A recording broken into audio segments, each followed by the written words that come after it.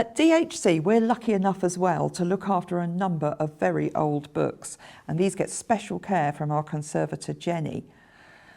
This book here, as an example, is known as the Bridport Doom book, and it dates from the 1300s. You can see that it's lightly illuminated on the edges of the pages here, and contains a copy of the Magna Carta. Some of these designs that you can see on the edge of the paper here have been made obviously with coloured inks. This would have been drawn with a quill onto the parchment here. Parchment has to be cared for very carefully. If it becomes damp, it turns completely hard and useless. So obviously this is an unusual survival. Not very many books have survived from the 1300s into our collections. The outside is made of wood, and you can see it's been rather damaged by wood-boring insects here. Woodworms and the like have made their way through it over the centuries, but it's still holding together.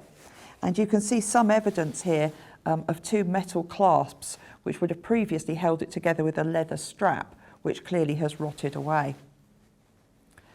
As I say, these books are looked after by our conservator Jenny, and she's going to talk you through an activity to make a simple book of your own. Hello everyone, my name is Jenny Barnard and I am the Archive Conservator at the Dorset History Centre. My role there is twofold. Half of it is preventative conservation, so that's looking after the environment in the repositories, checking that the temperature and humidity are the right levels. I also check for insect pests, and we repackage all the archives into acid-free and inert materials. The other half of my job is remedial conservation, and that is repairing documents that are particularly fragile or can't be accessed in their current state. So as part of my training to become an archive conservator, we made book models so that we could understand how books function, their mechanical objects, so how they're sewn, how they're covered, and in understanding how they're made, we can understand how to repair them. So these are a few of the models that I made at college. For example, this is a Gothic binding with wooden boards and alum-toured leather. This is a case binding.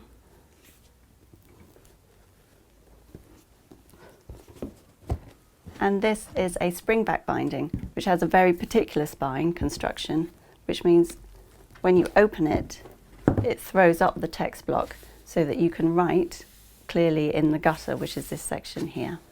So today, what I'm going to show you is a single section pamphlet binding, which is very simple folded sheets that we're going to sew down the central fold. So what you'll need is some paper. This can be any size, any thickness, whatever you fancy. Some scissors. I have a bookbinder's awl, but anything to punch holes. A needle and some thread. This is the bookbinder's thread that I'll be using, but you can use embroidery, silk or string or ribbon, anything that you've got to hand. So this is some paper that I have pre-prepared. This is some we had in stock, and this is what I'll be using for the cover. It's a print of one of the maps we have at the History Centre that I've just copied and cut out to the same size as the paper. I'm only using 5 sheets because this paper is quite thick, but if your paper is thinner, you can use up to 8 or 10. It's entirely up to you. So all we want to do is gather it together and very carefully fold it in half.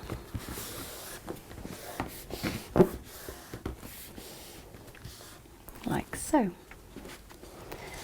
And then I'm going to take my bookbinder's awl, but you can use your needle, or if you have a hole punch, you can use that.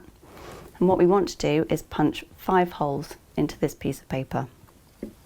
So you can either measure it, but I'll be doing it by eye.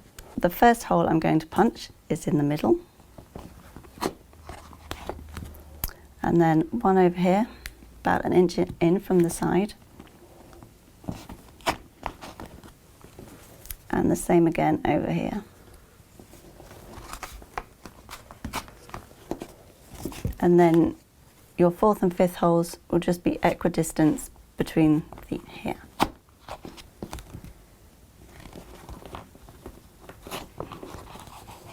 This will be easier if your paper is thinner.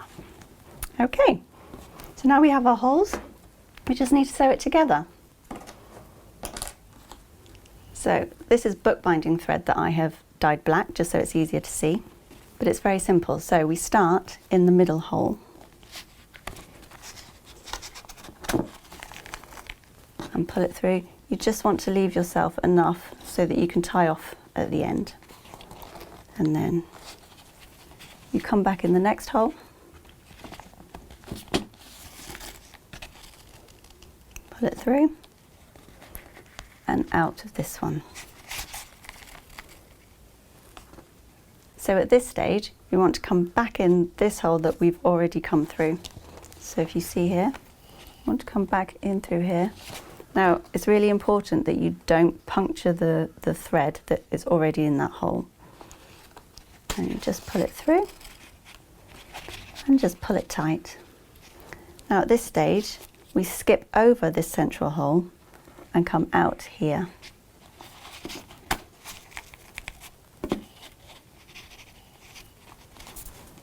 Back in the end hole.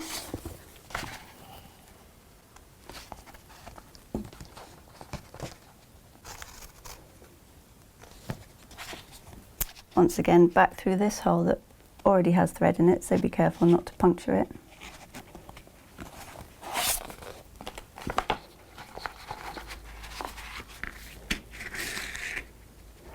And now we're going to go back through this centre hole.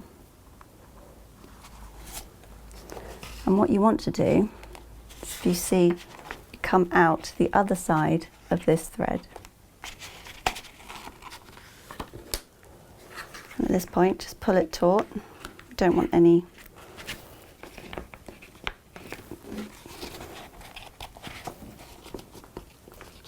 oops, there we go. And then we just do a knot over the top of them.